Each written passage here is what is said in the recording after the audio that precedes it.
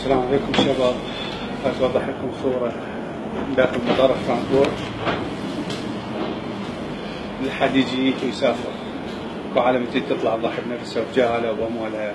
والله شنو أوروبا والله العظيم احنا انخدعنا بأوروبا. اليوم رجعت عائلتي وأنا اللي عندي إقامة 3 سنوات أحارب نفسي وما يساعدوك بكل شيء. يا أخي تموت يم أهلك أحسن ما هو هذول، تعيش بكرامة يم أهلك أحسن من هذول.